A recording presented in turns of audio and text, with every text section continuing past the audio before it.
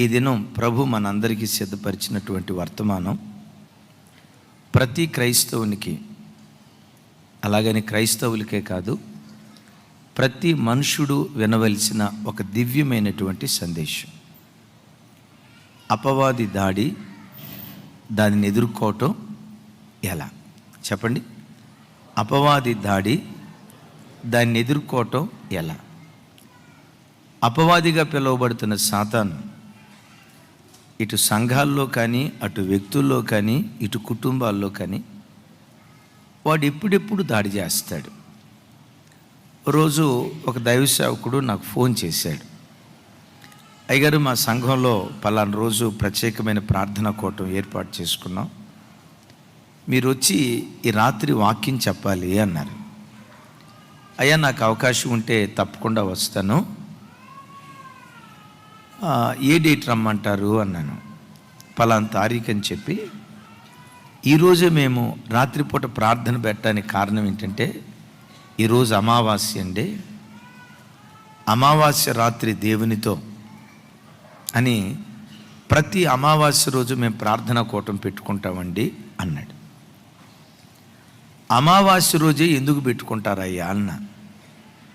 ఆయన నవ్వుతూ అన్నాడు, అదేంటండి, సైతానుగాడు బాగా బలంగా పనిచేసేది. అమ్మా, మీకు కూడా అందినట్టుంది వర్తమానం. సైతానుగాడు బలంగా పనిచేసేది అమావాస్య రోజే కదా. వాడు బలహీనుడైపోయేటట్లుగా మనం బాగా ప్రార్థనలు చేస్తే సాతాను బలహీనం అయిపోతాడు. సాతాను బలంగా పనిచేసేది అమావాస్య రోజే కదండి అన్నాడు. నా వైపు చూడండి. సైతానుగాడు అమావాస్య రోజే పనిచేస్తాడా? అమావాస్య రోజు పనిచేసి తతిమ రోజులన్నీ రెస్ట్ తీసుకుంటాడా? ప్రతిరోజు పనిచేస్తాడా? కదమ్మా. వాడు 24/7 ఫుల్ టైం వర్కర్. విన్నారా? వాడు ఫుల్ టైం వర్కర్. 365 days. వాడికి వీక్లీ ఆఫ్ ఉండదు, సండే ఆఫ్ ఉండదు, ఫెస్టివల్ ఆఫ్ ఉండదు, సమ్మర్ హాలిడేస్ అంతకంటే వాడుకుండం. చాలామంది తెలియక, వాక్యపు లోతు ఎరగక, అన్ని కుటుంబాల నుంచి వచ్చిన వాళ్ళకి అమావాస్య అంటే అదొక భయం. కొంతమంది అంటారు, అన్న మాకు అమావాస్య వచ్చిందంటే చాలన్న భయం అయిపోద్దన్న అంటారు. ఏమైద్దమ్మా అంటే, అమావాస్య రోజు మా ఆయనకి విపరీతమైన కోపం వస్తుంది, ఆయన కొట్టడానికి చేయుతాడు. ఆయన ఎప్పుడైనా సైలెంట్ అయితే ఇంకొక అమావాస్య రోజు నేను వైలెంట్ అయిపోతానన్న. అమావాస్య వచ్చిందంటే చాలన్నా మా ఇంట్లో ఏదో ఒకటి జరిగిద్ది. ఎందుకు అమావాస్య రోజు అంటే, అమావాస్య రోజు సైతాను దాడి చేస్తాడు కదన్నా అంటారు. దేవుని బిడ్డలారా, సాతానుకు అమావాస్య అని, పౌర్ణమని, సోమవారం అని, శనివారం అని, మంగళవారం అని, ఇంకొక వారం అని వాడికి లేదు. వాడు ఎవరో తెలుసా? అనుదినము, అనుక్షణము గర్జించు సింహం వలె ఎక్కడ మనల్ని మృంగుదామని వాడు వెతుకుతూ తిరుగులాడుతూ ఉంటాడు. అందుకనే ప్రకటన గ్రంథంలో ఒక విలువైన మాట రాసి ఉంటుంది. చూడండి ఆ మాట. ప్రకటన గ్రంథం 12వ అధ్యాయం 10వ వచనం. అందరూ నాతో కలిసి చెప్పాలి ఈ మాట. మరియు ఓ గొప్ప స్వరము పరలోకమందు ఎలాగూ చెప్పుట వింటిని, రాత్రింబవళ్ళు మన దేవుని ఎదుట సహోదరుల మీద నేరము మోపువాడైన అపవాది పడద్రోయబడి ఉన్నాడు. చాలు. ఆమేన్. హల్లెలూయా. నేరము మోపువాడైన అపవాది పడద్రోయబడి ఉన్నాడు. నేరము మోపే అపవాది దేవుని బిడ్డలకు వ్యతిరేకంగా ఎప్పుడెప్పుడు పనిచేస్తున్నాడని అక్కడ రాసుంది. సౌండ్ పెంచాలమ్మా. అమావాస్య రోజని రాసుందా? పౌర్ణమి రోజని రాసుందా? ఆదివారం రోజే అని రాసుందా? నో. బైబిల్లో రాయబడిన మాట ఏంటంటే, రాత్రింబవళ్ళు, పగలనేది లేకుండా రాత్రి అనేది లేకుండా. ఒక ఎంప్లాయీ ఉన్నాడు, 24 గంటల కాల వ్యవధిలో ఎన్ని గంటలు డ్యూటీ చేస్తాడు? అదిగో ఇప్పుడు డ్యూటీ స్టార్ట్ అయిపోయింది.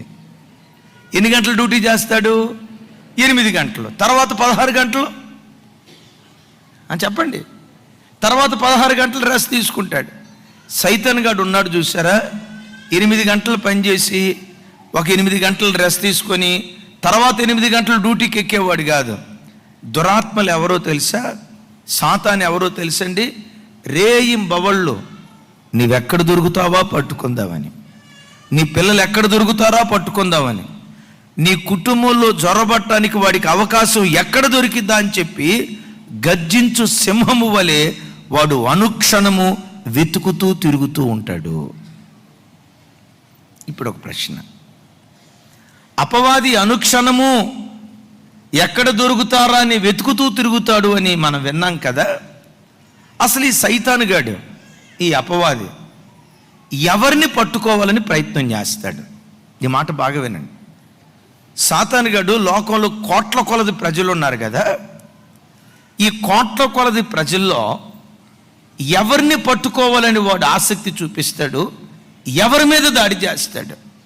ఎవరి మీద దాడి చేస్తాడయ్యి అంటే, సాతాను గాడు దేవుని పక్షాన ఎవరైతే చేరారో దేవుని పక్షాన చేరిన ప్రతి వ్యక్తిని సాతాను టార్గెట్గా పెట్టుకుంటాడు. ఒకప్పుడు మనమంతా చీకటిలో బ్రతికేవాళ్ళం. చీకటి అంటే సైతాను. అట్లాగని చీకటిని చూసి అదిగో సైతాన్ అనొద్దు. అలంకార రూపంగా ఏమని చెప్పిందంటే, చీకటిని వాక్యం సాతానుతో పోల్చింది. ఒకప్పుడు మనం అందరం చీకటిలో ఉండేవాళ్ళం. యేసుక్రీస్తు రక్తం ఆ అంధకార రాజ్యము నుంచి మనలను విడిపించి వెలుగు సంబంధులుగా యేసయ్య రక్తం మనలను మార్చింది. మనమందరం ఒకప్పుడు ఎక్కడుండేవాళ్ళం? అయ్యా ఎక్కడుండేవాళ్ళం? చీకటిలో ఉండేవాళ్ళం. చీకటికి అధిపతి ఎవరు అంటే, మనం ఒకప్పుడు ఎవరి నాయకత్వం కింద ఉండేవాళ్ళం? సాతాను నాయకత్వం కింద ఉండేవాళ్ళం. యేసయ్య రక్తము ద్వారా వాడి నాయకత్వం నుంచి విడిపించబడి యేసయ్య కవిగిట్లోకి మనం వచ్చాం. యేసయ్య దగ్గరకు వచ్చిన ప్రతి వ్యక్తి సాతాను తనకు శత్రువుగా ఎంచుతాడు. వాక్యం వింటున్న ప్రభు బిడ్డలారా, నిజదేవుణ్ణి ఆరాధించే ప్రతి వ్యక్తిని సాతాను తన శత్రువుగా ఎంచుతాడు. రెండో మాట ఏంటో చెప్తాను, బాగా వినండి. దేవుని యొద్దకు వచ్చిన ప్రజల్లో ప్రత్యేకంగా వీళ్ళు నాకు కావాలి అని ఒక ప్రత్యేకమైన ప్రేమతో ప్రభు కొంతమందిని ప్రేమిస్తాడు. తనకు కావాలని ప్రభు ఎవరినైతే ఎక్కువగా ప్రేమించి వీడు నాకు కావాలి అనుకున్నాడో, దేవుడు కోరుకున్న వాడిని సాతాను కూడా మరి ఎక్కువగా కోరుకోవడానికి ప్రయత్నం చేస్తాడు. నా ప్రభు బిడ్డలారా గమనించండి, నీ ఇంట్లో ఎక్కువగా సాతాను శోధనలు జరుగుతున్నాయంటే, నీ ఇంటిలోనే సాతాను ఎక్కువగా పనిచేస్తున్నాడంటే, నీ ఇంటి మీదే సాతాను ఎక్కువగా దాడి చేస్తున్నాడంటే, సాతాను యొక్క సంచారం నీ ఇంటిలోనే ఎక్కువగా జరుగుతుందంటే గ్రహించు, నిన్ను దేవుడు ఎక్కువగా కోరుకున్నాడు కనుక సాతాను కూడా అంతే కోరుకు నీ మీద బలంగా పనిచేయటం ప్రారంభిస్తాడు. మూడో మాట కూడా చెప్తాను. ఎవరి మీద దేవునికి గొప్ప ప్రణాళికలు ఉంటాయో, ఎవరి మీద దేవునికి గొప్ప ఉద్దేశాలు ఉంటాయో, ఎవరి మీద దేవునికి ఉన్నతమైన సంకల్పాలు ఉంటాయో, దేవునికి ఎవరి మీద ఉన్నతమైన ఆలోచనలు ఉంటాయో వాళ్ళను పడగొట్టడానికి సాతాను ప్రయత్నం చేస్తాడు. మీరు చూడండి, బైబిల్లో దావీదు భక్తుడు అన్నాడు. దావీదు భక్తునికి 7 అన్నలు ఉన్నారు. అంటే మొత్తం యెషయి కుటుంబానికి 8 మంది అన్నదమ్ముళ్ళు. యెషయి కుటుంబంలో 8 మంది కుమారులు. ఈ 8 మంది కుమారులు సాతాను ఎక్కువగా ఎవరి మీద దాడి చేశాడు? చెప్పాలి గట్టిగా. పెద్దన్న ఉన్నాడు ఎలియాబు, రెండవ అన్న ఉన్నాడు అబినాదాబు, మూడవ అన్న ఉన్నాడు షిమి, 4, 5, 6, 7. ఈ 7గురిలో ఎవరి మీద సాతాను అంతగా దాడి చేసినట్లుగా మనం చూడలేం. సాతాను ప్రత్యేకంగా ఎవరి మీద దాడి చేశాడంటే దావీదు మీదే దాడి చేశాడు. సైతాను ఎలాంటి వాడంటే, చూడండి, సామెతల గ్రంథంలో ఒక విలువైన మాట మీతో పంచుకుంటాను. చూడండి, సామెతల గ్రంథం 6వ అధ్యాయం, అందరూ మీ బైబిల్ తెరవండి.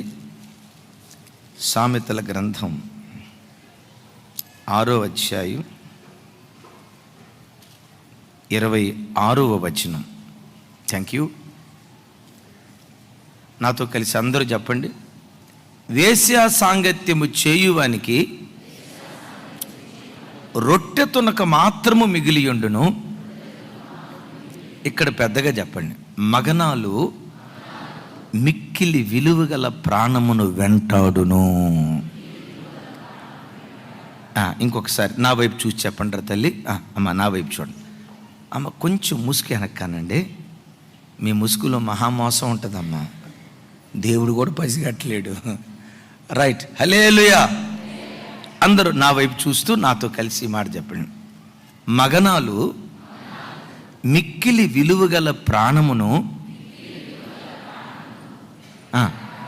వెంటాడును. వెంటాడును.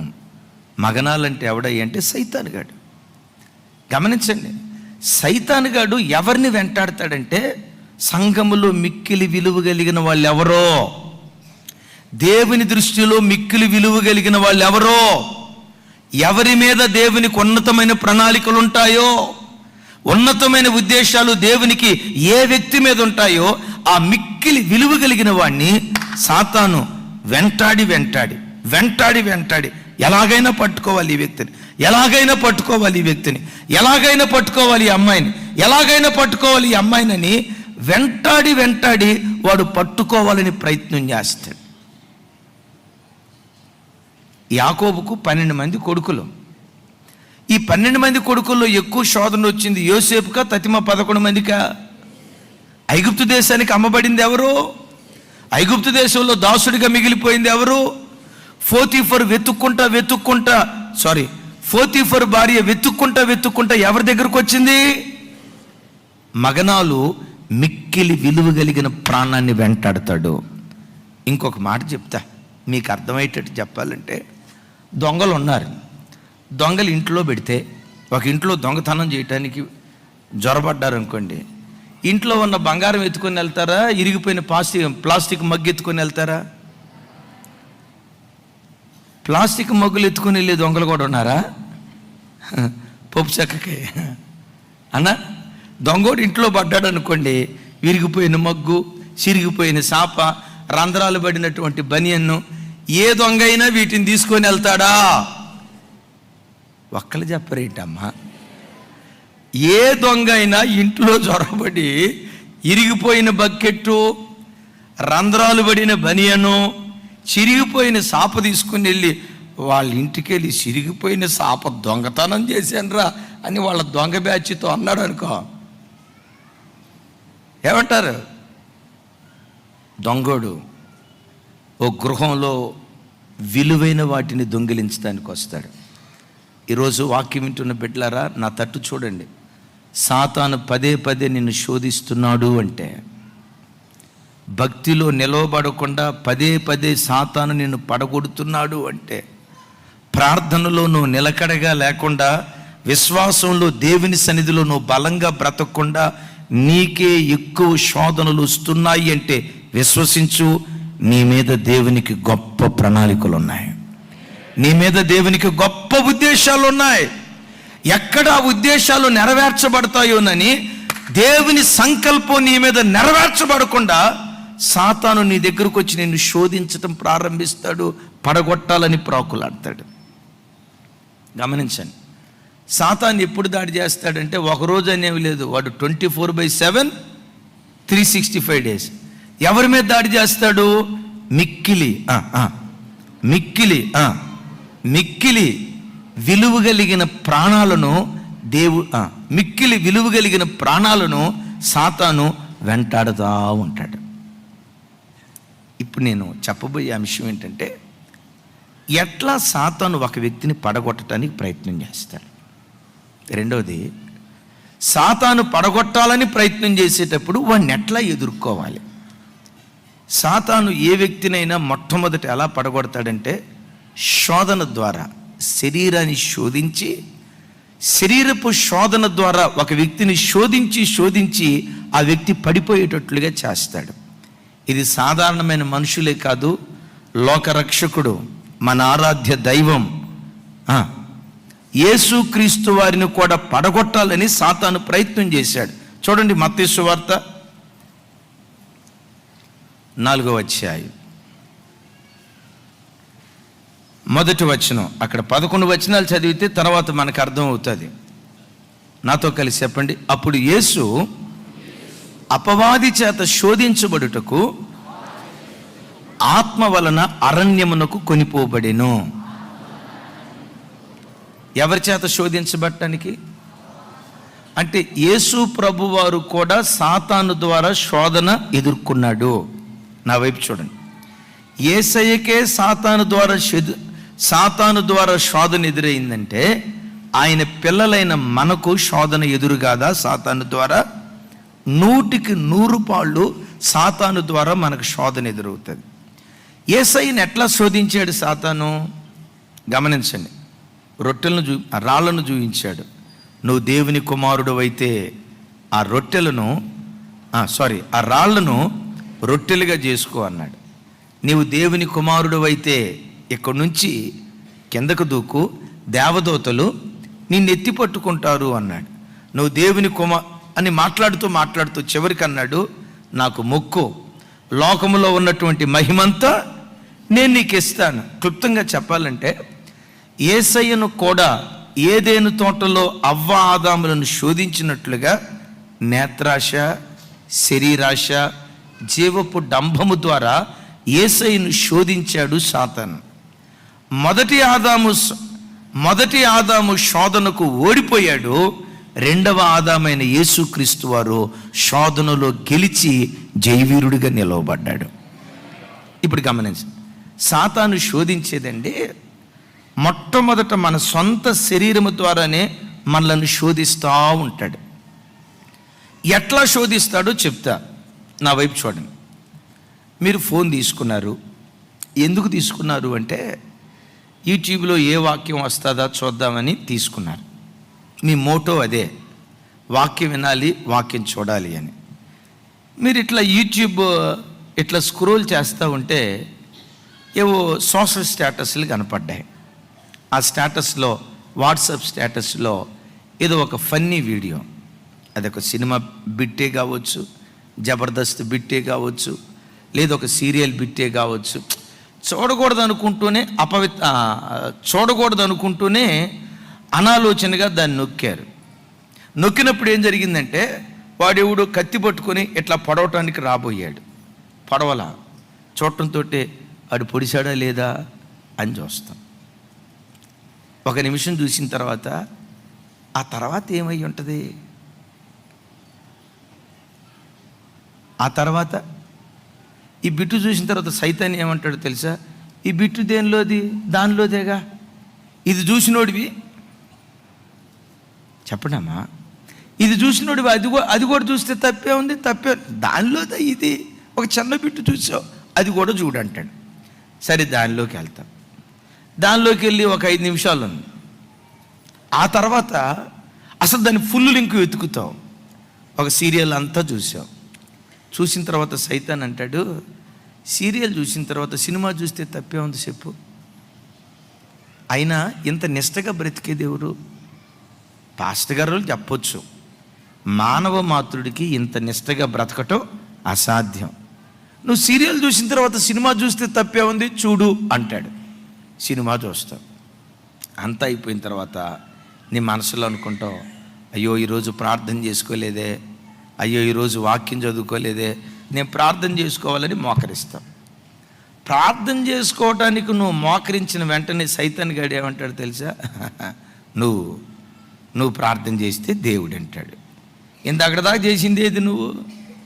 ఇందాకదా చూసింది ఏది నువ్వు? అది చూసి అది చేసి ఇప్పుడు నువ్వు ప్రార్థన చేస్తే నీ ప్రార్థన ఎట్లా దేవుడు వింటాడు?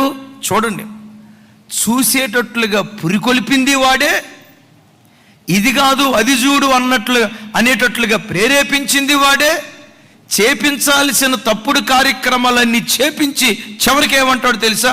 ఇలాంటి మనసుతో నువ్వు ఎట్లా ప్రార్థన చేస్తావు అని అపరాధ భావాన్ని కలుగు చేసి కృంగదీసేది కూడా వాడే.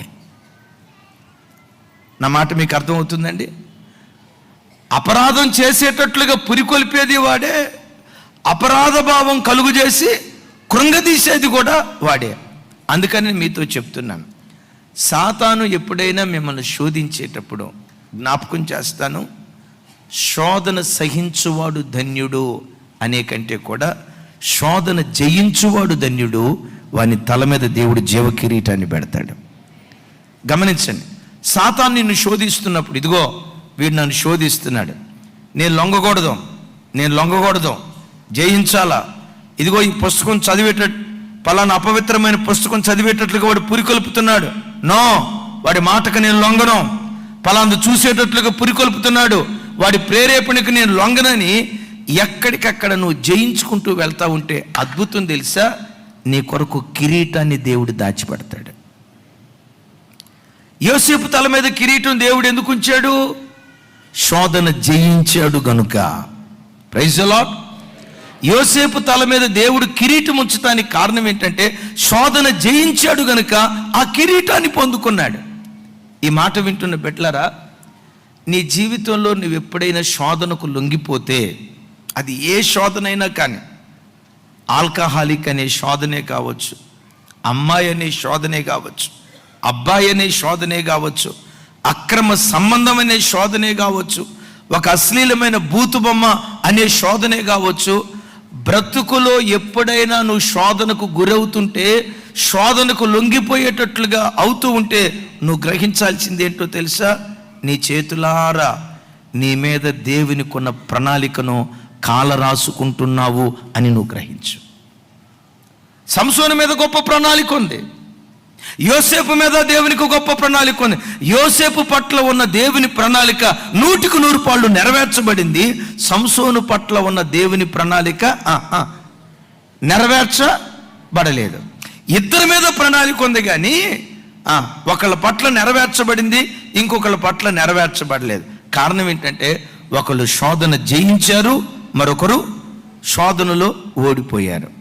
సరే, ఎప్పుడైనా సాతాను నిన్ను శోధించి దేవునికి అయిష్టమైన మార్గంలోకి వెళ్ళిన తర్వాత అపరాధ భావం కలుగు చేసి నిన్ను కృంగదీస్తూ ఉన్నప్పుడు, ఇక నేను పాపిని, నా ప్రార్థన దేవుడు వినడు, ఇక వేస్ట్ అని దేవునికి దూరం కావద్దు. నీ దేవుడు ఎవరో తెలుసా? కృంగిన వారిని లేవనెత్తేవాడు. నీ దేవుడు ఎవరో తెలుసా? పడిపోయిన వారిని పైకెత్తేటువంటి దేవుడు ఆయన. నిండు మనసుతో నువ్వు పశ్చాత్తాపడి, ప్రభా బుద్ధిహీనుడనై, ప్రభా అవిధేయుడనై, సాతాను ప్రేరేపణకు లోబడి కాని మాట నా నోట వచ్చిందయ్యా, చూడరాని దృశ్యం నేను చూశానయ్యా, యోచించకూడని ఆలోచన నా మనసులో బయలుదేరింది, ప్రభా నన్ను క్షమించు అని హృదయపు లోతులో నుంచి నువ్వు పశ్చాత్తాపడితే నీ దేవుడు ఎవరయ్య అంటే క్షమించుటకు సిద్ధమైన మనసు కలిగినటువంటి వాడు. Praise the lord. ఏ దేవుడు ఆయన? అది మొట్టమొదట మన సొంత శరీరము ద్వారా సాతాను దాడి చేస్తాడు. రెండవది, సాతాను యొక్క రెండవ ఆయుధం లేక సాతాను ఒక వ్యక్తి మీద దాడి చేసేది ఎట్లాగయ్యి అంటే అబద్ధాన్ని నిజమని నమ్మిస్తాడు, నిజాన్ని అబద్ధంగా ఎంచేటట్లుగా పురికొల్పుతాడు. ఈ మాట బాగా వినండి. నిజాన్ని అబద్ధమని చెప్తాడు, అబద్ధమే నిజమని నమ్మేటట్లుగా సాతాను మనుషుల హృదయాలను భ్రమపరచడం ప్రారంభిస్తాడు. ఓ మాట మీకు గుర్తుకు తెస్తా, చూడండి. ఇర్మియా గ్రంథం 10వ అధ్యాయం 14వ వచనం చదువుచున్నా.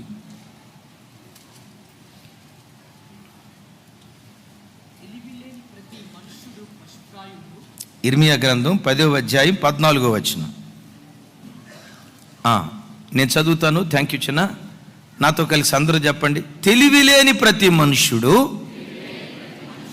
పశుప్రాయుడు, పోతపోయు ప్రతివాడు తాను చేసిన విగ్రహమును బట్టి అవమానము నొందుచున్నాడు.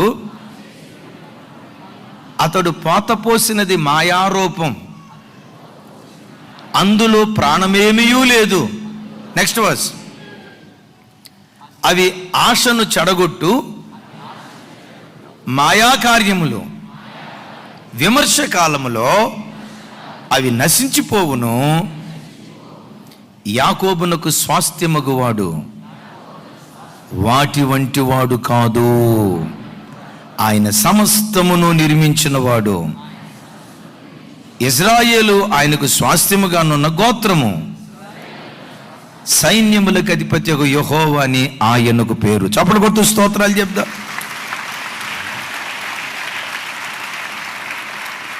నా వైపు చూడు. మనుష్యుడు పశుప్రాయుడు అంటున్నాడు. ఎందుకు పశుప్రాయుడు అని ఇక్కడ అంటున్నాడో తెలుసా? ఒక మనిషి తన చేతులతో ఒక రూపాన్ని చేసి తన చేతులతో దానికి ముక్కును, చెవులను, కళ్ళను ఏర్పరిచి తన చేతులతో చేసినటువంటి ఆ పోత దాన్ని పట్టుకొని ఇది నాకు దేవుడు అంటున్నాడు. దానిలో ఏమి లేదట, దానిలో ఏమి లేదట, దానిలో ప్రాణము లేదు, జీవము లేదు. కళ్ళుండి అది చూడలేదంటాడు, చెవులుండి అది వినలేదంటాడు, నోరుండి తనకు తెలుసు అది తన చేతులతో తయారు చేయబడింది. దానిలో జీవము లేదు అని తెలుసు, కానీ తను ఏమంటాడు తెలుసా? ఇదే నా దేవుడు అంటాడు. కారణం ఏంటంటే మనుషుడు పశుప్రాయుడు అని మాట్లాడతాడు. ఎందుకు పశుప్రాయుడు అన్నాడంటే, నా వైపు చూడండి. పాత రోజుల్లో పల్లెటూళ్ళల్లో ఈ గేదెలు లేత దూడలు నీనిన తర్వాత కొన్ని సందర్భాల్లో ఆ లేత దూడలకి అనారోగ్యం వచ్చి చచ్చిపోతాయి. తన కడుపును పుట్టిన లేత దూడ చనిపోతే ఆ తల్లి పాలు ఇయటం మానేస్తుంది. అప్పుడు ఏం చేస్తారు చెప్పండి అమ్మా? మా తల్లి సపోర్ట్ కొట్టండి అందరూ గట్టిగా. చెప్పండి, ఏం చేస్తారు అమ్మా? ఏం చేస్తారు? నవ్వుతూ ఉంటారు ఏంటమ్మా? ఏం చేస్తారు?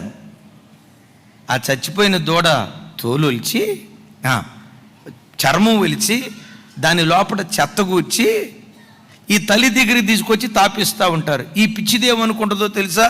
ఇది నా బిడ్డే, ఇది నా బిడ్డే. ఓ పిచ్చిదానా, దానికి ప్రాణం లేదు, దానికి జీవం లేదు అని చెప్పిన ఆ గేదెకి అర్థం కాదు. కారణం ఏంటంటే అది పశువు. మనుషుడు కూడా ఏమైపోయాడు తెలుసా? పశుప్రాయుడై జీవము లేని వాటిని తమ దేవుడిగా ఆరాధిస్తూ ఉన్నారు. ఇర్మియా భక్తుడు ఏమంటాడో తెలుసా? యాకోబునకు స్వాస్థ్యమగువాడు వాటి వంటి వాడు కాదు. ఆయన ఎవరు? జీవము కలిగినటువంటి దేవుడు. కళ్ళుండి చూసేవాడు, నోరుండి మాట్లాడేవాడు, చెవులుండి వినేవాడు, హృదయం ఉండి స్పందించే మనసున్న గొప్ప దేవుడు ఆయన. Praise the Lord. ఈ మాట ఎవరికైనా వెళ్ళి చెప్పామనుకోండి, చెప్పండి ఏం చేస్తారు? నరికేస్తాం, పోగులేస్తాం, కుప్పలు పెడతాం. గమనించండి. ఒరే బాబు, కులానికి ఒక దేవుడు లేడురా, మతానికి ఒక దేవుడు లేడురా. గమనించండి, ప్రపంచమంతటికి ఒక్కడే దేవుడు ఉన్నాడురా, ఇది సత్యం అని అన్నాం అనుకోండి, ఏమంటారు తెలుసా? మా కులానికి ఒక దేవుడు ఉన్నాడు, మా మతానికి ఒక దేవుడు ఉన్నాడు, మా దేశానికి ఒక దేవుడు ఉన్నాడని ఈ కాలములో ప్రజలు అబద్ధాన్ని నిజమని నమ్ముతున్నారు. నిజమైన దేవుణ్ణి అబద్ధంగా ఎంచుకుంటూ ఉన్నారు. కారణం ఏంటంటే సాతాను ప్రజల హృదయాలను, మనోనేత్రాలకు గుడ్డితనాన్ని కలుగు చేసి అబద్ధాన్ని నిజమని నమ్మేటట్లుగా, నిజాన్నేమో అబద్ధమని ఎంచేటట్లుగా, నిజాన్ని సమాధి చేసేటట్లుగా సాతాను పనిచేస్తూ ఉన్నాడు. గమనించండి ప్రభు బిడ్డలారా, ఈ సర్వ సృష్టికి ఒక్కడే దేవుడు ఉన్నాడు, ఇది నిజం. నాసిక రంధ్రాలలో ఊపిరి ఉన్న ప్రతి మనుషునికి ఒక్కడే దేవుడు ఉన్నాడు, ఇది నిజం. ఆ ఒక్క దేవుడే మనం ఆరాధించే నజరేయుడైన యేసుక్రీస్తు వారు. ఎట్లా ఆయన ఒక్కడే అని చెప్తాం?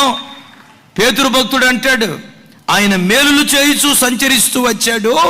ఆయన ఒక యూదులకు మాత్రమే కాదు, ఆయన యేసుక్రీస్తు అందరికీ ప్రభు అయి ఉన్నాడు అని రాసింది. ఎవరా దేవుడు? అందరికీ దేవుడు. కానీ చెప్పామనుకోండి, ఇంకొక విచిత్రం ఏంటంటే అబద్ధం నిజం ఉంది. నిజం చెప్పులు దొడుక్కునే లోపు అబద్ధం ప్రపంచం అంతా తిరుగుతూ ఉంటుంది. నిజం చెప్పులు దొడుక్కునే లోపు అబద్ధం ఎక్కడి దాకా వెళ్ళిపోద్ది. ఇప్పుడు మన దేశంలో ఎవరి దగ్గరికైనా వెళ్ళి ఒరే బాబు యేసు ప్రభు నమ్ముకోరా అని అంటంతో వెంటనే టకామని మనోళ్ళు అనే మాట ఏంటో తెలుసా? ఆ యేసు ప్రభు అమెరికా దేవుడండే, యేసు ప్రభు ఇంగ్లాండ్ వాళ్ళ దేవుడండి, బ్రిటిష్ వాళ్ళ దేవుడండే అంటారు. నా వైపు చూడండి, బైబిల్లో ఎక్కడైనా యేసు ప్రభు బ్రిటిష్ వాళ్ళ దేవుడని ఉందా? నేను 22 సంవత్సరాలు బట్టి బైబిల్ చదువుతున్నా, ఇంతవరకు నాకు కనపడలా. నాకు కనపడిన ఒకే ఒక్క మాట, యేసుక్రీస్తు అందరికీ ప్రభు అయి ఉన్నాడు. యేసుక్రీస్తు అందరికీ ప్రభు అయి ఉన్నాడు. ఒక కులం లేదు, ఒక గోత్రం లేదు, ఒక ప్రాంతం లేదు, ఒక వర్గం లేదు. నాసికా రంధ్రాలలో ఊపిరి ఉన్న ప్రతి మనుషునికి ఆయనే దేవుడై ఉన్నాడు. చప్పలు కొడితే యేసయ్యకు స్తోత్రాలు చెప్దాం. ఇంకా కొంతమంది అనే మాట ఏంటో తెలుసా? యేసు ప్రభు దేవుడే కానండే, ఆయన తెల్లోళ్ళ దేవుడండే. నేను అప్పుడప్పుడు చెప్తా, యేసు ప్రభువే కనుక తెల్లోళ్ళ దేవుడు అయి ఉంటే నాలాంటి నల్లోళ్ళంతా అన్యాయం అయిపోయి ఉండేవాళ్ళు. మైకేల్ గారు మీ పని కూడా ఊస్తింగే. రమేష్ అన్న తమ్ముడు, అయ్యా చైతన్య, ఎక్కడ కీబోర్డు కొట్టడానికి నువ్వు పనికొచ్చేవేమో కానీ తెల్లోళ్ళ దేవుడే యేసు ప్రభు అయి ఉంటే నీ పని కూడా అవుటే. యేసు ప్రభు తెల్లోళ్ళ దేవుడని బైబిల్లో రాయబడలా. నాసికా రంధ్రాలలో ఊపిరి ఉన్న ప్రతి మనుషునికి యేసే దేవుడు, యేసే దేవుడు, యేసే దేవుడు, యేసే దేవుడు. ఆయన దేవుళ్ళలో ఒక దేవుడు కాదు, మళ్ళీ ఇంకొక బ్యాచ్ ఉంటుంది. ఆయన దేవునిగా ఒప్పుకుంటామండి, కాకపోతే శతకోటి ఫిల్ ఇన్ ద బ్లాంక్స్, ఆయన కూడా ఒకడు అని అనుకుంటారు. దేవుళ్ళలో ఒక దేవుడు కాదు, సృష్టి అంతటికి ఒక్కడే దేవుడు. ఆ ఒక్క దేవుడే మనం ఆరాధించే నజరేయుడైన యేసుక్రీస్తు వారు. చూడండి, ఇక్కడ భక్తుడు అంటాడు, యాకోబునకు స్వాస్థ్యమగువాడు. సౌండ్ పెంచాలా? వేటువంటి వాడు కాదు, పాత పోసిన మాయా విగ్రహం కాదా ఆయన, జీవము లేనివాడు కాదా ఆయన. ఆయన ఎవరంటే జీవము కలిగినటువంటి దేవుడు. సాతాను ఎట్లా ప్రజలను భ్రమపరుస్తాడో చెప్తా. ఓ రోజు యాకోబు యొక్క కుమారులు నా వైపు చూడండి. యాకోబు యొక్క కుమారులు ఒక అంగీని తీసుకుని ఆ అంగీకి రక్తాన్ని పులిమి, గమనించండి నాన్న, ఈ అంగీ ఎవరిదో గుర్తుపట్టు. ఇంకెవరిది? యోసేపుదే అన్న. అయితే యోసేపు చనిపోయి ఉంటాడు నాన్న అనే లోపే రక్తపు మరకలు ఉన్నటువంటి అంగీని చూసి, బాధాకరమైన సంగతి చూడండి, రక్తపు మరకలతో ఉన్న అంగీని చూసి, వింటున్నారా? రక్తపు మరకలతో ఉన్న అంగీని చూసి యోసేపు చనిపోయాడని 22 సంవత్సరాలు కన్నీరు మున్నీరుగా ఏడ్చాడు. రక్తపు మరకలతో ఉన్నటువంటి అంగి చచ్చిపోయాడు అని చెప్తున్నారు. సాతాను గారు చెప్పే మాటలు కూడా ఎట్లుంటాయో తెలుసా? వాడు అబద్ధం చెప్పినా అతికినట్టు చెప్తాడు. వాడి దగ్గర ఉన్న టాలెంట్ అది. కొంతమంది చూడండి, వాళ్ళు అబద్ధం చెప్పారంటే నాగార్జున సిమెంట్తో కట్టిన గోడే. మాలాంటి వాళ్ళు ఒక ఆయన చెప్తాడు, అమ్మ మీరెవరు కోపం తెచ్చుకోవద్దమ్మా, మామూలుగా ఒక పాస్టర్ గారు చెప్తారు, ఆయన పేరు స్టీఫెన్ గారేనా.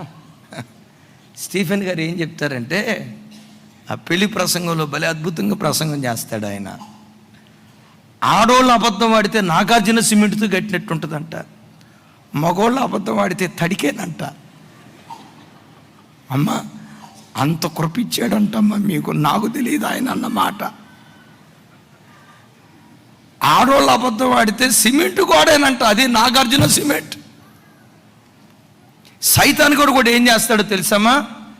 నీకు చూపించేది అబద్ధం, కానీ అబద్ధం అన్నట్లుగా నీకు అనిపించదు, 100కి 100 పాళ్ళు ఇది వాస్తవం అన్నట్లుగా భ్రమపరుస్తాడు. అంగీని చూపిస్తున్నారు యోసేపు చనిపోయాడని. యోసేపు చనిపోలేదు, చిరంజీవిగా ఐగుప్తు దేశాన్ని పరిపాలన చేస్తూ ఉన్నాడు. ఈరోజు ప్రపంచంలో ఉన్న ప్రజలందరూ కూడా ఏమంటారు తెలుసా? కొంతమంది తెలియక, ఆ యేసు ప్రభువా, ఈ క్రైస్తవులు శవాన్ని ఆరాధిస్తూ ఉన్నారు, 3 మేఘుల మీద ఉన్నవాడిని ఆరాధిస్తూ ఉన్నారు.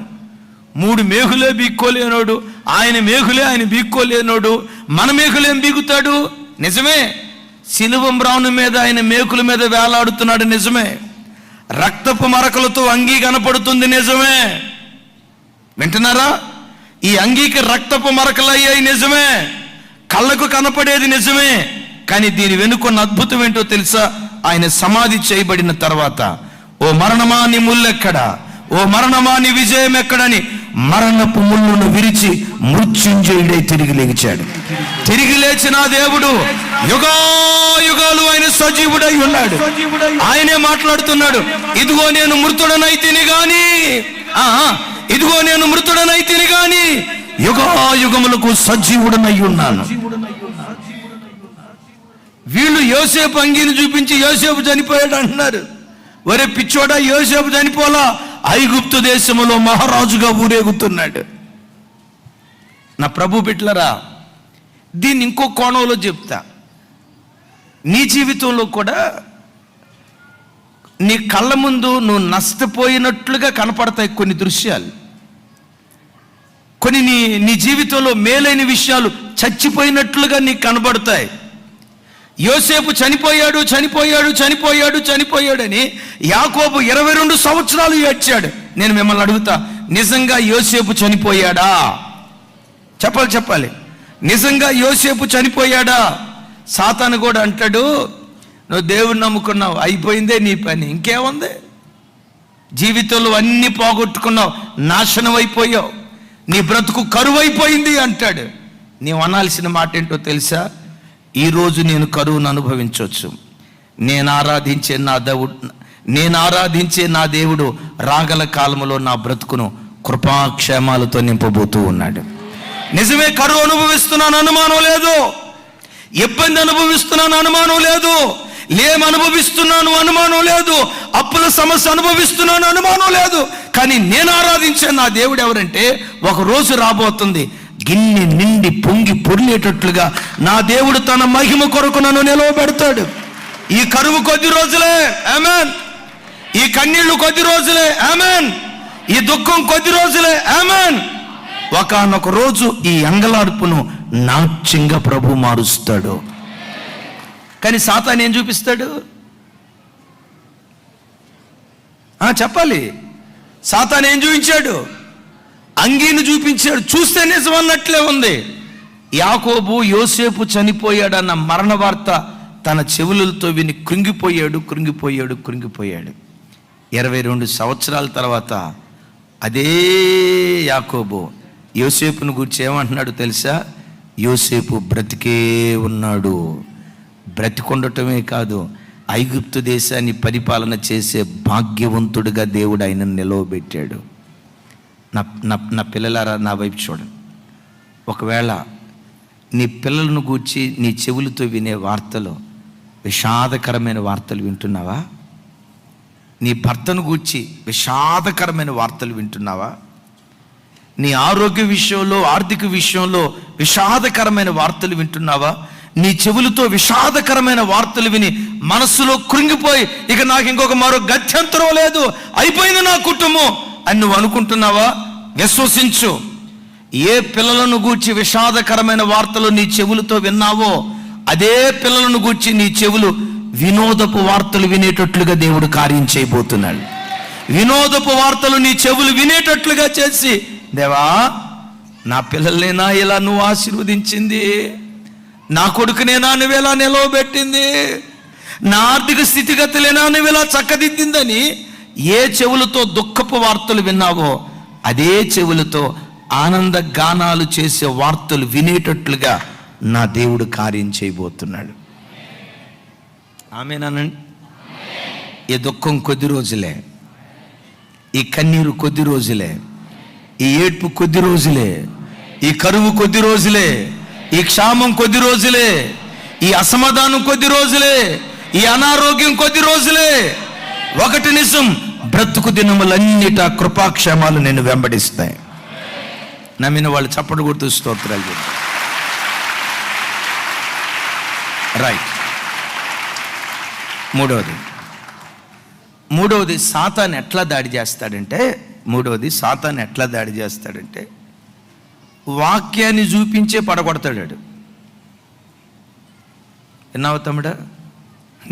నీ దగ్గర ఉన్న కత్తి, వాక్యం అనే కత్తి ఉంది కదా, ఆ కత్తి చూపించే నిన్ను పడగొడతాడు. ఇప్పుడు సైతాను యేసయ్య దగ్గరికి శోధించడానికి వచ్చినప్పుడు వాక్యం చూపించాడా, లోకపు మాటలు తీసుకొచ్చాడా? మీకు తెలుసండి, సైతాను గాడు నంబర్ 1 స్పీకర్ ఆడు. మీకు తెలుసా?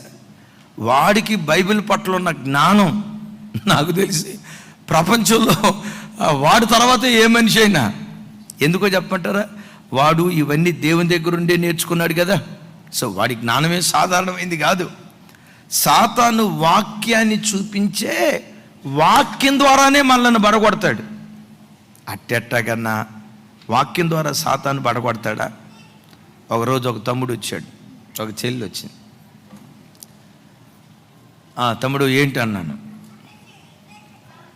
చూపించాడు. ఏంటమ్మా అన్నాను. అన్నయ్య మా పెళ్ళయింది అన్నయ్య అంది. ఎప్పుడైందమ్మా అన్న. ఏ ఊర్లో జరిగిందమ్మా అన్న. ఏ చర్చిలో జరిగిందమ్మా? మీ పెళ్లి చేసిన పాస్టర్ గారు ఎవరమ్మా అన్నాను.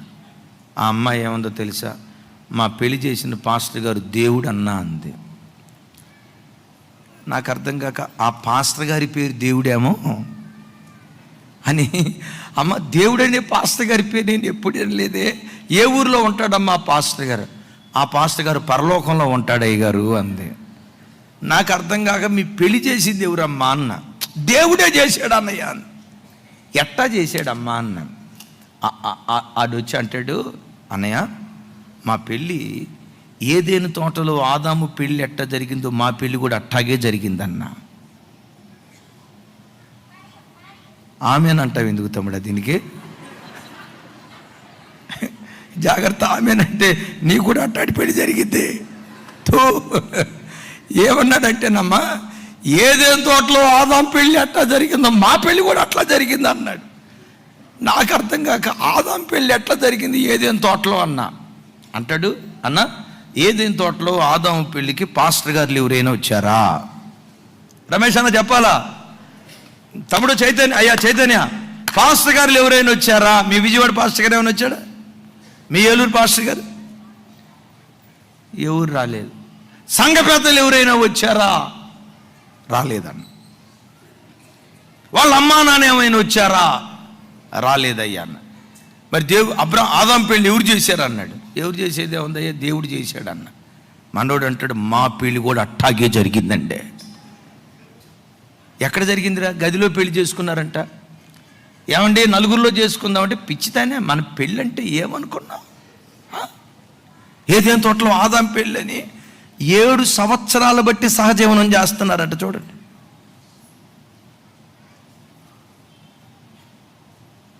దేని చూపించి? చెప్పాలి, దేని చూపించి? అందుకని ప్రభు బిడ్డలారా, పరిశుద్ధ గ్రంథమైన బైబిల్లో గుండెలు బ్రద్దలు చేసే ఒక మాట రాసి ఉంటుంది. కీర్తనలో చూడండి, 34వ కీర్తన మొదటి చరణం.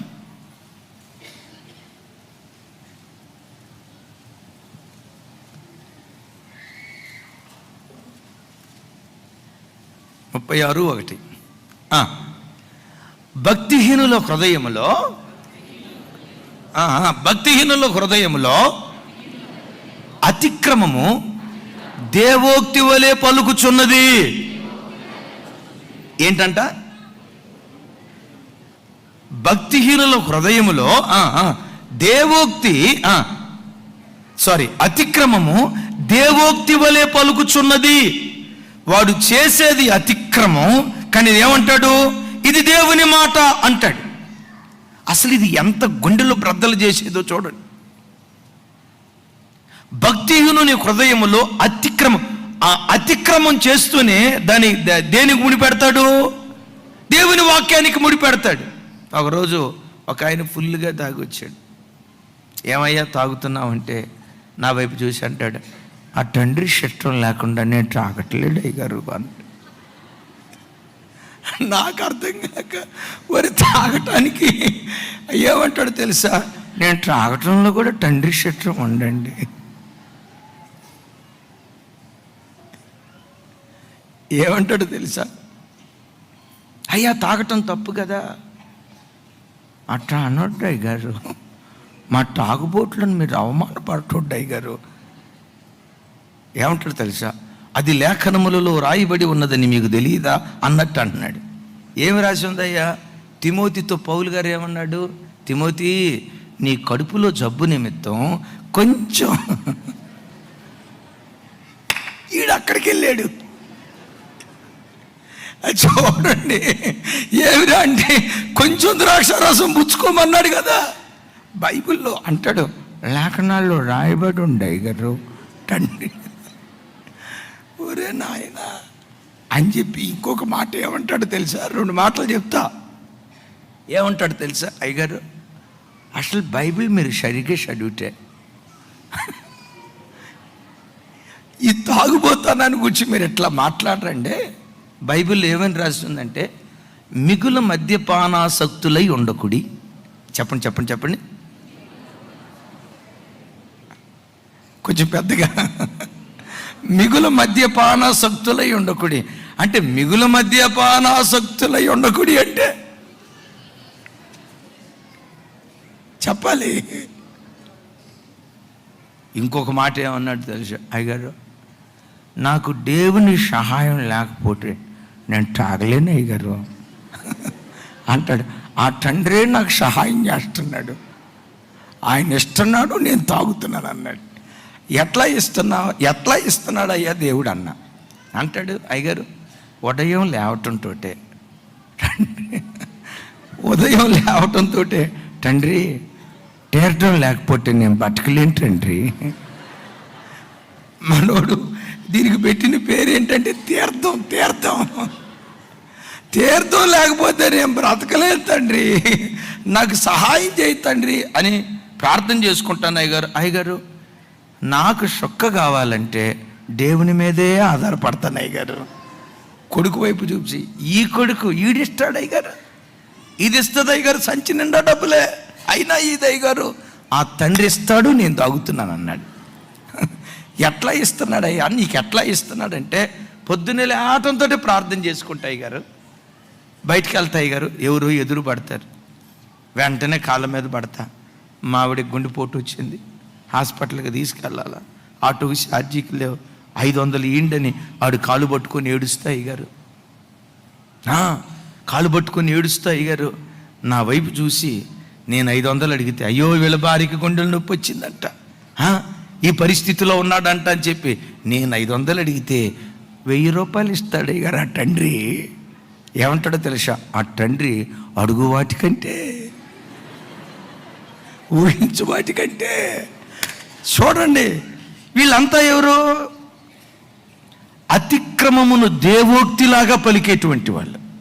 మీకు తెలుసా, సాతాను వాక్యమే చూపిస్తాడు. ఒకడు అక్రమ సంబంధంలో ఉండి సాతాను వాడిని ఎట్లా భ్రమపరుస్తాడో తెలుసా? దావీదు అక్రమం చేయలేదా? చేశాడు, నిజమే. అక్రమం చేసిన దావీదును దేవుడు ఎంత శిక్షించాడో నీకు తెలియదా? ఒక గొర్రెకు ప్రతిగా 4 గొర్రెలు వధించబడ్డాయి. తప్పు చేశాడు, నిజమే. దేవుడు క్షమించాడు అనేది కూడా నిజమే. కానీ నీ దేవుడు ఎవరో తెలుసా? కోపించుచూనే వాత్సల్యము చూపించేటువంటి దేవుడు. నా వైపు చూడండి, కోపించుచూనే వాత్సల్యాన్ని చూపిస్తాడు. అట్ దట్ సేమ్ టైం తప్పుకు పొందవలసిన శిక్ష వాడు పొందాల్సిందే. ఒక గొర్రెకు ప్రతిగా దావీదింటిలో 4 గొర్రెలు. పుట్టిన బిడ్డ చనిపోయాడా? నా వైపు చూడండి. అమ్నోను చనిపోయాడా? అబ్షాలోము చంపబడ్డాడా? అదోనియా చంపబడలేదా?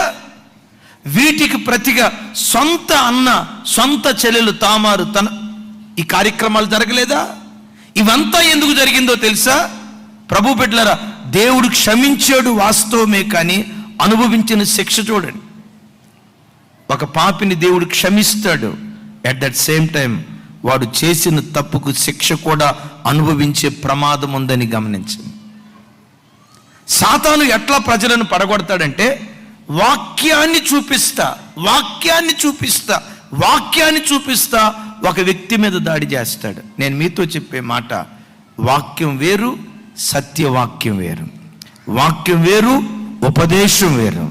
వాక్యం వేరు, సంపూర్ణ వాక్యం వేరు. ఎప్పుడు క్రైస్తవ జీవితం ఆ సంపూర్ణ సత్యములో కట్టబడును గాక. గట్టిగా చెప్దాం ఆమేన్. నాలుగవది బహు ప్రమాదకరమైంది. ఇప్పుడు 3 మాటలు విన్నాం. మొట్టమొదటి మాట ఏంటి? శరీరాన్ని శోధిస్తాడు, రైట్. రెండో మాట ఏంటి? అబద్ధాన్ని నిజమని భ్రమపరుస్తాడు. మూడో మాట ఏంటి? వాక్యాన్ని చూపిస్తాడు. వాక్యాన్ని చూపించి వాక్యం ద్వారా పడగొట్టడానికి ప్రయత్నం చేస్తాడు, రైట్. నాలుగవది ఉన్న స్థితిని చూపిస్తా. 2 మాటలు చెప్తా ఇక్కడ, బాగా గమనించండి. ఒకడు బాగా భక్తిగా బ్రతికాడు అనుకోండి, ఆ భక్తిగా బ్రతికేవాడిని ఆ కోణంలో వచ్చి పడగొడతాడు. కొంతమంది భక్తి లేకుండా ఉంటారు. ఈ బ్యాచ్ ఎప్పుడు ఉండేది. భక్తి లేని వాడిని ఆ కోణంలో కృంగదీస్తా పడగొడతాడు. ఎట్లాగో తెలుసా?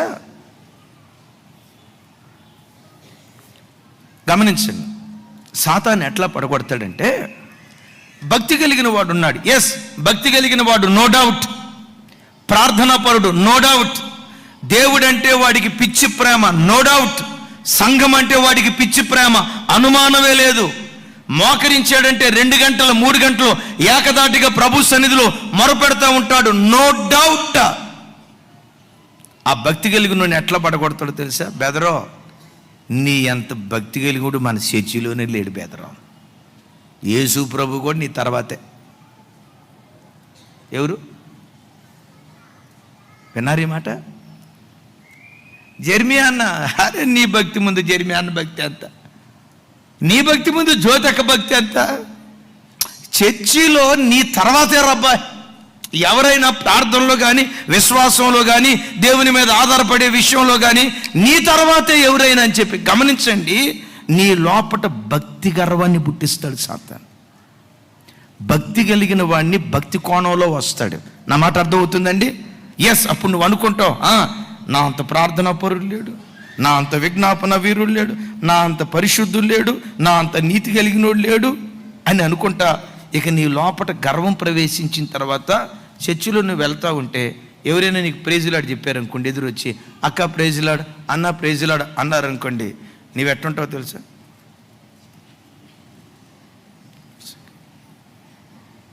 వీడు జస్ట్ పరలోకం నుంచి దిగొచ్చినోళ్ళలాగా ఫీల్ అయిపోతాడు. మీరు ఈ గమనించండి. ఒక భక్తుడు అంటాడు, ఈ మాట గుండెల్లో రాసుకోండి,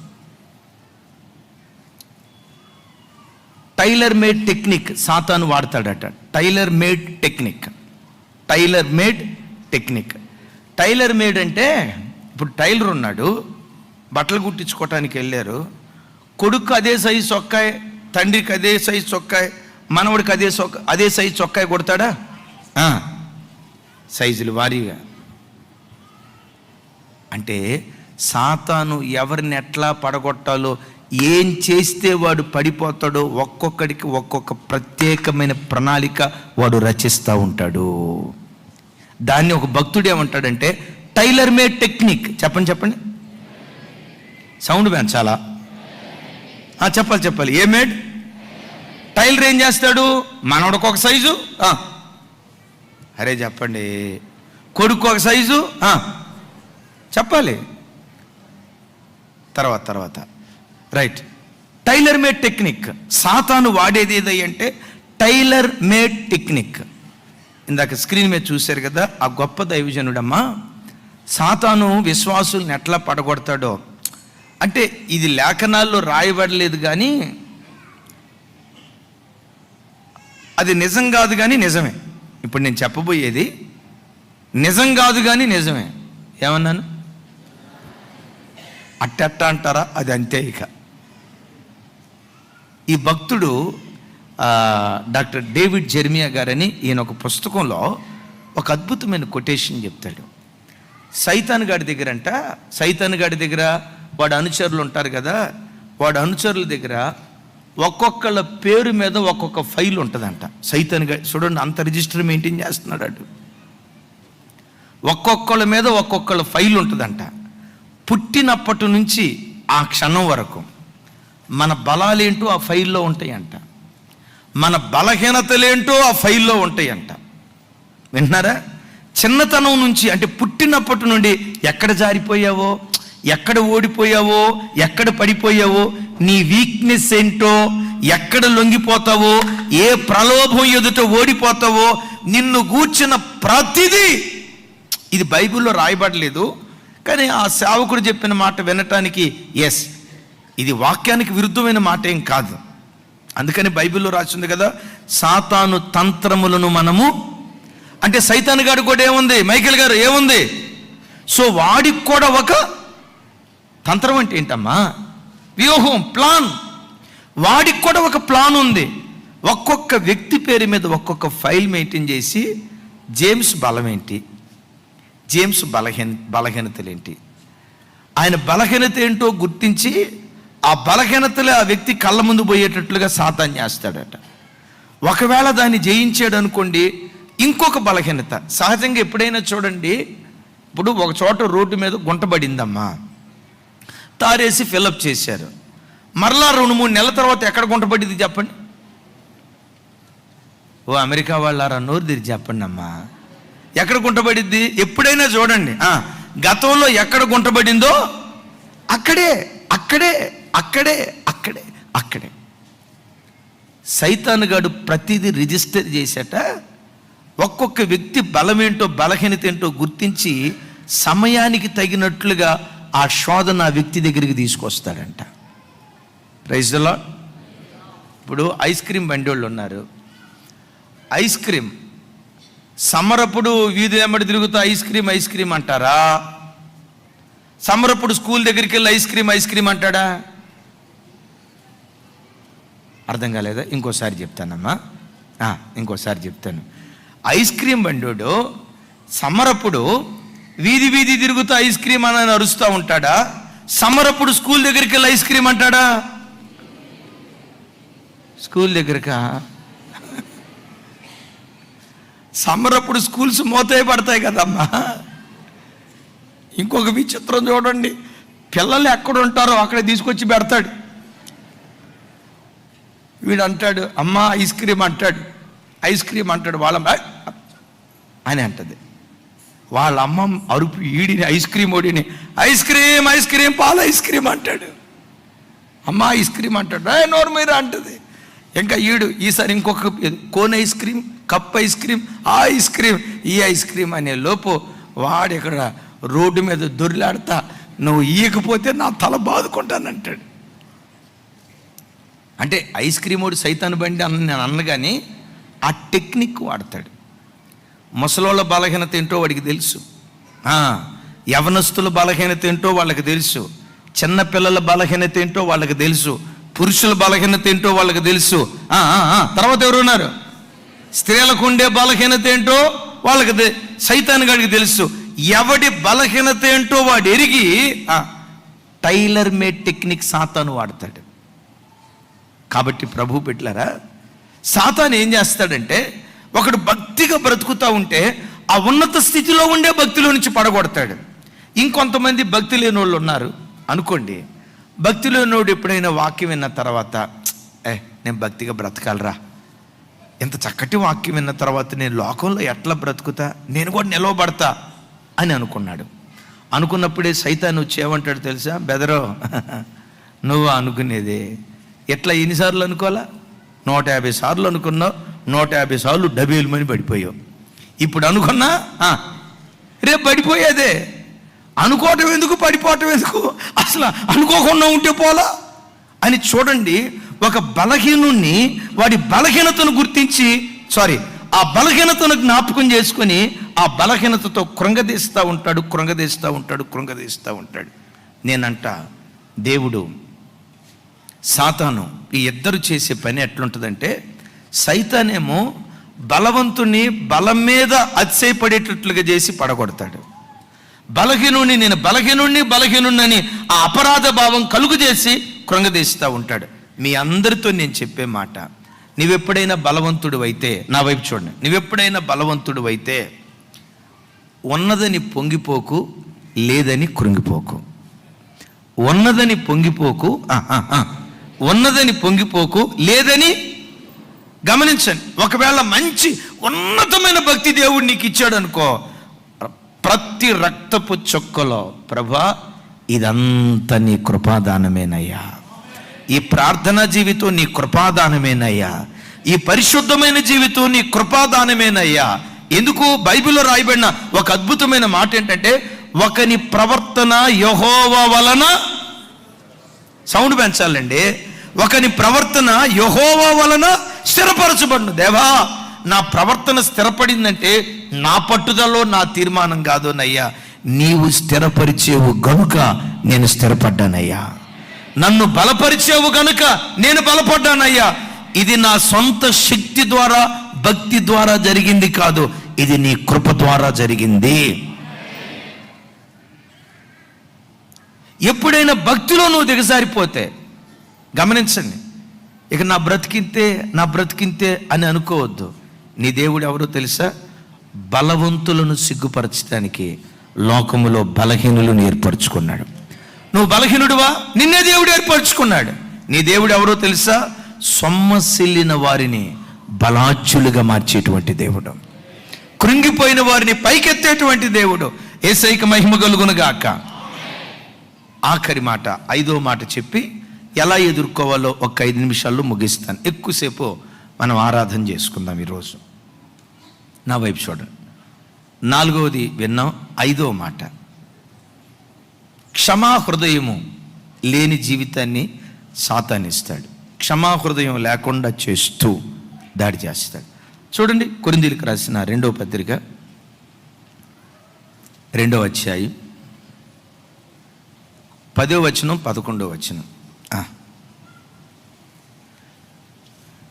నాతో కలిసి చెప్పండి. మీరు దేనిని గూర్చి అయినను ఎవరిని క్షమించుచున్నారో నేనును వారిని క్షమించుచున్నాను. నేనేమైనను క్షమించి ఉంటే సాతాను మనలను మోసపరచుకుంటున్నట్లు మీ నిమిత్తము క్రీస్తు సముఖమునందు క్షమించి ఉన్నాను. సాతాను తంత్రములను మనము ఎరుగని వారము కాము. సాతాను వాడే తంత్రాల్లో, సాతాను చేసే దాడుల్లో 5వ దాడి ఏంటో తెలుసా? క్షమాపణ లేని హృదయాన్ని దేవుడిస్తాడు. క్షమాపణ లేని హృదయం సాతాను మనకు కలుగు చేస్తాడు. ఎట్లా కలుగు చేస్తాడో తెలుసా? నా వైపు చూడండి తల్లి. దేవుని వాక్యం అంటది, ఆ వ్యక్తితో అసమాధానంగా ఉన్నావు, వెళ్ళి సమాధానపడు అంటది. సైతాను వచ్చి ఏం చేస్తాడో తెలుసా? ఆవిడ నీకు ఎంత కీడు చేసిన తర్వాత ఏమని క్షమిస్తావు? ఏమండి, ఏమని క్షమిస్తావు? వద్దు, సచ్చేదాకా ఎవరినైనా క్షమిస్తానేమో కానీ చెప్పండి, ఎవరినైనా క్షమిస్తానేమో కానీ వాడిని క్షమించనగాక క్షమించను. ఎవరినైనా క్షమిస్తానేమో కానీ దాన్ని పొరపాటున సచ్చేదాకా నేను క్షమించను.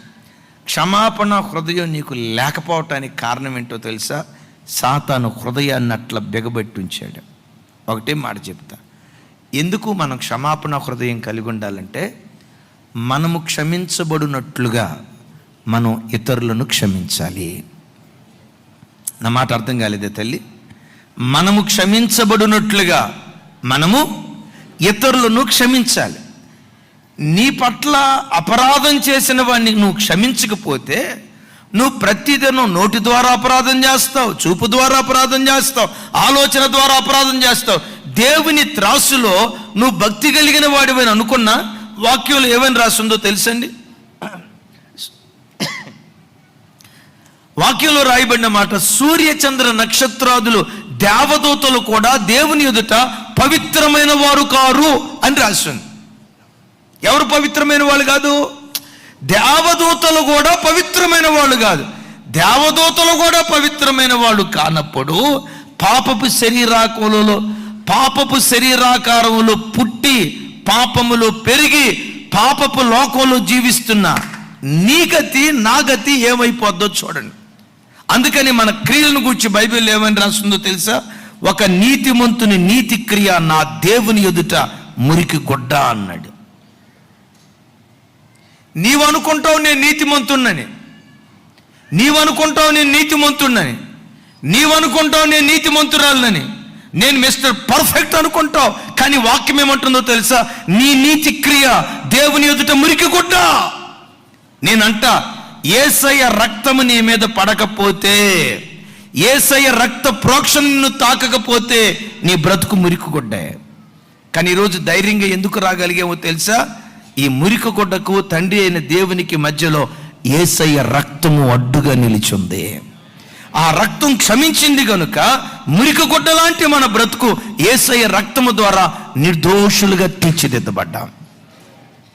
సో ఆ రక్తం ఏం చేసింది? క్షమించింది. ఆ రక్తం ఎంత ఘోర పాపినైనా నిన్ను క్షమించి నీతిమంతుడిగా చేస్తే, నీ పట్ల చిన్న నష్టం కలుగు చేసిన ఒక వ్యక్తిని మర్చిపోకుండా సంవత్సరాల తరబడి ఎపిసోడ్లుగా దాని గురించి నువ్వు మాట్లాడుతూ ఉన్నావంటే నీకు క్షమాపణ హృదయం ఉన్నట్ట? నీ పొరుగువాడిని క్షమించకపోతే దేవుడు నిన్నెట్లా క్షమిస్తాడు? సాతాను అంటాడు నీ దగ్గరకు వచ్చి, నీకు ఇంత అన్యాయం చేసిన వాళ్ళని ఎట్లా నువ్వు క్షమిస్తావు? ఇంత కీడు చేసిన ఆ వ్యక్తులను నువ్వు ఎట్లా క్షమించగలుగుతావు? కొంతమంది చూడండి, సంవత్సరాల తరబడి ఆ కోపాన్ని పెంచుకుంటూ వెళ్ళిపోతారు. బహుశా 2004, 2005లోనూ ఒకరోజు ఒక చెల్లి వచ్చింది ఏడ్చుకుంటా. వాళ్ళ పెళ్ళైన కొత్తలో వాళ్ళ అత్తగారు ఏమేమి టార్చర్ పెట్టారో, ఏమేమి బాధ పెట్టిందో ఏడ్చుకుంటా చెప్తుంది. చెప్పేటప్పుడు ఎట్లా స్టార్ట్ చేసిందో తెలుసా? అన్నయ్య, 1989 సంవత్సరం ఆగస్టు నెల 15వ తారీఖు ఉదయం 9:45 మా అత్త ఏమందంటే, వింటారా? ఆమె ఏడుస్తూ ఉంటే నాకు ఏడుపు వచ్చింది. మా మగ మహారాజులకు ఏడుపు రాదు, కానీ ఆ బిడ్డ చెప్పే మాటల తర్వాత నాకు ఏడుపు వచ్చింది. అమ్మా, ఎప్పుడు జరిగిందిరా ఇదే? 1989 సంవత్సరం ఆగస్టు నెల 15వ తారీఖు ఉదయం. గమనించండి, సెకండ్లు కూడా వదిలిపెట్టలేదు అమ్మా. 9:45 మా అత్త ఏమందంటే పోసగుచ్చి చెప్తా ఉంటే నేను అనుకున్న, అబ్బా ఈ చెల్లికి ఏమి మెమరీ పవర్ రా నాయన. మెమరీ కార్డు ఉంటుంది కదా, ఇది కూడా చెల్లి ముందు బలాదూర్.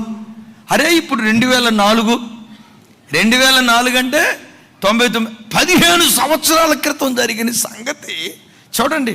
అల్లిక ఎక్కడ మిస్ మ్యాచ్గా అట్లా అల్లిక ఒకదానికొకటి ఇంత చెప్పుకుంటా వస్తూ ఉంటే నేను అనుకున్న, అబ్బా ఏమి జ్ఞాపక శక్తిరా ఈ బిడ్డకి. ఐన్స్టీన్ వంశంలో పుట్టినట్టుంది, ఐన్స్టీన్కి అక్క అనుకుంటా అని అనుకొని చివరిలో అడిగా, అరే చెల్లి, నేను ఆదివారం మీరు చర్చికి వెళ్ళావు కదా, ఏదో చర్చికి వెళ్తావు కదా, వెళ్ళాను అన్నయ్య. మీ అయ్యగారు ఏం వాక్యం చెప్పాడు అన్న.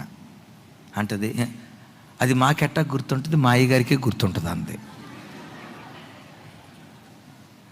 మరి ఈ చెత్త అంతా ఉన్నప్పుడు అది ఎట్లా గుర్తుంటుంది చెప్పండి? అరే అంటే చూడండి, 15 సంవత్సరాల నుంచి బలలో పాలు పంపులు పొందుతుంది, రొట్టె ద్రాక్ష రసం తీసుకుంటుంది, క్షమాపణను గురించి వాక్యం వింటుంది, ఇవన్నీ చేస్తాను, ఎవరితో సమాధానం లేదు. సింపుల్ గమనించు, నీవెవరినైనా క్షమించకపోతే తీర్పు దినాన దేవుడు నిన్ను క్షమించడు. నా మాట అర్థం అవుతుందా? నేను ఇంకొక మాట అడుగుతా, యేసయ్యకి మనం ఎక్కువ కీడు చేశామా, ప్రజలు మనకెక్కువ కీడు చేశారా? నువ్వు ఆగమ్మా, మా తల్లి ఒక్క నిమిషం ఆగు. రైట్, మీ అందరిని అడుగుతాను, యేసయ్యకి మనం ఎక్కువ కీడు చేశామా, ప్రజలు మనకెక్కువ కీడు చేశారా? మొదటిదానికే నా ఓటు అన్న వాళ్ళు చేతులు ఎత్తండి. అరే అందరూ యేసయ్య కీడు చేసిన వాళ్ళే, పుణ్యాత్ములారా, క్షమించాడుగా. నిన్ను దేవుడు ఎంత క్షమించగా, ఒక చిన్న మాట అన్న వ్యక్తిని నువ్వు క్షమించకపోతే నీ క్షమాపణ ఎక్కడా? క్షమా హృదయం ఎక్కడా? సాతాను ఇట్లా దాడి చేస్తాడు. మనం ఏం చేయాలో తెలుసా? సాతాన్ని ఎదుర్కోవటం సింపుల్. దేవునికి లోబడటం, అపవాదిని గద్దించటం, వాడు పారిపోవటం ప్రారంభిస్తాడు. దేవునికి లోబడుడి, అపవాదిని ఎదిరించుడి, అప్పుడు వాడు మీ యొద్ద నుండి పారిపోతాడు. రెండోది, సైతాన్ని ఎదుర్కోవటానికి సాతాను ఎప్పుడు కూడా, అమ్మ నా వైపు చూడండి, సైతాను గాడు ఎప్పుడు శరీరం ధరించి రాడో. మన పాత రోజులు అనేవాళ్ళు, ఒరే సైతాను గాడు ఎట్టుంటాడంటే తెల్లసీర కట్టుకొని మల్లెపూలు పెట్టుకొని ఇట్లా ఉంటాడ్రా. ఏసన్న గారితో ఎవరో చెప్తే ఇక అప్పటి నుంచి ఏసన్న గారు తెల్లసీర ఏ అక్క కట్టుకున్నా, మల్లెపూలు ఏ అక్క పెట్టుకున్నా కింద కాళ్ళు చూస్తాడంట. ఎందుకు కాళ్ళు చూస్తాడంటే, గమనించండి, మామూలుకేమో కాళ్ళు ముందుకుంటాయంట, సైతాను గాడికి వీడు చూసినట్టు. సైతాన్ అట్ట రాడమ్మా. సైతాను శరీరాన్ని ధరించి రాడు. ఇంకొంతమంది ఏమంటారు, సైతాను గాడికి తల మీద, మీకు కూడా ఉంది, తల మీద 2 కొమ్ములు, మళ్ళా రంగు నల్లటి రంగు, కళ్ళు మాత్రం ఎర్ర చెంత నిప్పుల్లాగా ఉంటాయి. సైతాను గాడు అట్లా వస్తాడు. సైతాను గాడే గనక నిజంగా అట్టా వస్తే, అక్క సీపిరి కట్ట కారప్పొడి తీసుకొని వాడు దుమ్ము దులపమా మనం? ఆడట్ట రాడు. మరి ఎట్టొస్తాడు? వాడు వాయువు, వాడు శరీరాన్ని ధరించిన వాడు కాదు. వాడు శరీరాన్ని ధరించిన వాడు కాదు గనక మన యుద్ధోపకరణాలు శరీర సంబంధమైనవి కావు.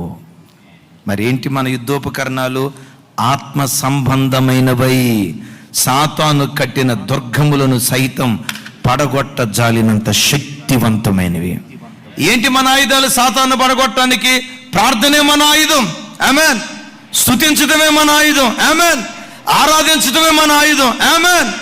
ఉపవాసమే మన ఆయుధం, పరిశుద్ధాత్మ అభిషేకమే మన ఆయుధం, అన్య భాషలే మన ఆయుధం, ఆరాధనే మన ఆయుధం. ఈ ఆత్మ సంబంధమైన ఆయుధాలతో సాతాను తలను చెతకదొక్కే శక్తిమంతుడిగా మార్చబడిపోతావు. ఆఖరి అద్భుతమైన మాట చెప్పి నేను ప్రార్థన చేస్తాను. నీటి వాగుల కొరకు దుప్పి ఆశపడుతున్నట్లు నా ప్రాణము దేవా నీ కొరకు ఆశపడుచున్నది అంటాడు. నాతో కలిసి మాట చెప్పండి. నీటి వాగుల కొరకు, ఇంకొకసారి, నీటి వాగుల కొరకు దుప్పి ఆశపడినట్లు నా ప్రాణము నీ కొరకు ఆశపడుచున్నది. దుప్పి వేటి కొరకు ఆశపడుతుందట అమ్మా? వాగులో గ్లాసు నీళ్ళు ఉంటాయా, చెంబు నీళ్ళు ఉంటాయా, చాలా నీళ్ళు ఉంటాయా? చాలా నీళ్ళు ఉంటాయి కదా. అంటే దుప్పి ఆ వాగులో ఉన్న నీళ్ళన్నీ తాగుదామనే. మరి ఎందుకు? దుప్పి నీటి కొరకు ఆశపడుతుందంటే బాగుండేదిగా. అమ్మ వింటున్నారు తల్లి? దుప్పి నీటి కొరకు ఆశపడుతుంది అని అంటే బాగుండేదిగా. కానీ ఏమంటాడు? నీటి కొరకు కాదు, నీటి వాగుల కొరకు అది ఆశపడుతుంది. అది ఆశపడినట్లుగా నా ప్రాణము నీ కొరకు ఆశపడుతుంది అయ్యా అంటాడు. ఇది బహు గంభీరమైనటువంటి మాటమ్మా. ఏంటి మాటలో ఉన్న గాంభీర్యత అంటే, దుప్పిని వేటాడాలని సింహం ప్రయత్నం చేస్తుంది. సింహానికి ఉన్న గుణం ఏంటంటే, దుప్పి యొక్క చెమట వాసన 4-5 కిలోమీటర్ల దూరంలో నుంచి కూడా పసిగట్టగలిగిద్దట. దుప్పి పలానా చోట ఉందంటే ఆ దుప్పిలో నుంచి వచ్చేటువంటి వాసన ఉంది చూసారా, 4-5 కిలోమీటర్ల దూరంలో నుంచి కూడా పసిగట్టగలిగిద్దట. రైట్, పలానా చోట దుప్పి ఉంది అని ఇది పసిగట్టిన తర్వాత మెల్లిగా దుప్పి ఉన్న ప్రాంతానికి వస్తుంది. దుప్పి అంత దూరాన్ని ఉంటుంది. నా వైపు చూడండి. ఇక ఆ దుప్పిని పట్టుకుందామని అనుకునే లోపు దుప్పి చూస్తుంది. అప్పుడు దుప్పి ఏం చేస్తుందంటే, ఎక్కడ నీటి వాగులు ఉంటాయా అని చెప్పి వెతికి ఆ నీటి మడుగుల్లోకి దూకిన తర్వాత ఆ నీటి మడుగుల్లో మునిగి తేలి ఆ నీటి మడుగుల్లో మునిగి తేలటాన్ని బట్టి ఆ చెమట వాసన పోయిన తర్వాత ఈ సింహానికి దుప్పెక్కడుందో దాని వివరం తెలియదట. Praise the lord. ఎట్లా అపవాది నుంచి అంటే సింహం నుంచి అది తప్పించబడుతుంది. నేనంట దుప్పి నీటివాగుల కొరకు ఆశపడినట్లుగా దేవుని సన్నిధిలో మునిగి తేలి తనివి తీరా ఆయన సన్నిధిని నువ్వు అనుభవిస్తుండగా సాతాను తల యేసు నామములో చెతకదొక్కబడతా ఉంటుంది. గమనించండి, దేవుని సన్నిధిలో గిన్నెడు మంచినీళ్ళ కోసం ఎదురు చూడకో, చెంబు మంచినీళ్ళ కోసం ఎదురు చూడకో, కడవడ నేల కోసం ఎదురు చూడకో. ఎలా ఉండాలో తెలుసా?